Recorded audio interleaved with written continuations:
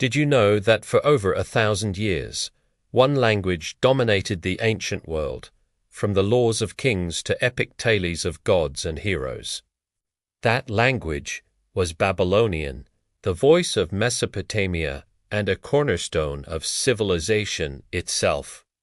Let's dive into the story of this incredible ancient tongue. Born in the fertile cradle between the Tigris and Euphrates rivers, Babylonian rose to prominence with the great city of Babylon. It wasn't a brand new language, but a dialect of an older one called Akkadian. Think of it like modern American English and British English, similar but distinct. Akkadian had two main forms, Assyrian in the north and Babylonian in the south. As Babylon grew into a superpower, especially under the legendary King Hammurabi in the 18th century BCE, its language became the standard for power and culture. One of the most famous examples of Babylonian in action is the Code of Hammurabi. This massive stone monument, covered in intricate script, wasn't just a list of laws. It was a declaration of justice, order, and royal authority, all articulated with the precision and power of the Babylonian language. This is how it became the language of law and government. So, how did they write it? They used cuneiform, that cool-looking script of wedge-shaped marks pressed into clay. Originally invented by the Sumerians, cuneiform was adapted for Babylonian. Becoming a scribe was like getting a PhD. You had to attend special schools to master hundreds of signs, learning everything from literature and math to astronomy.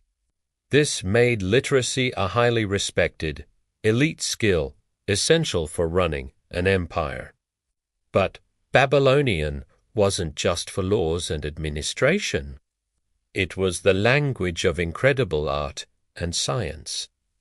The world's first great literary work, the Epic of Gilgamesh, was written in Babylonian. This powerful story about a hero searching for immortality explores timeless questions about life, death, and friendship. Beyond epic poetry, Babylonian texts reveal advanced knowledge of medicine, mathematics, and astronomy. Their detailed star charts and predictions were so sophisticated that they laid the groundwork for later Greek and Roman science. Imagine a world where kings from Egypt and Turkey wrote to each other, not in their own languages, but in Babylonian. That's exactly what happened. By the second millennium BCE, Babylonian had become the international language of diplomacy across the entire Near East. The famous Amarna letters, a collection of clay tablets discovered in Egypt, show rulers from different empires all communicating in Babylonian. It was the English of its day, a universal language that connected diverse cultures. So what happened to it? Like all great empires and languages, its time eventually came to an end. Starting in the first millennium BCE, a new, simpler language called Aramaic began to spread. It was easier to learn and write, and it quickly became the everyday language of the people. Babylonian didn't just disappear overnight, though.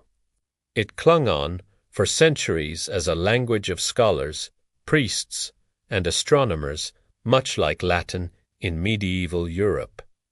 The last known cuneiform texts date to around the 1st century CE, after which the ancient script and the language of Babylon finally fell silent, waiting to be rediscovered by archaeologists thousands of years later. The legacy of Babylonian is a powerful reminder of how language shapes our world. From our laws and stories to our understanding of the stars.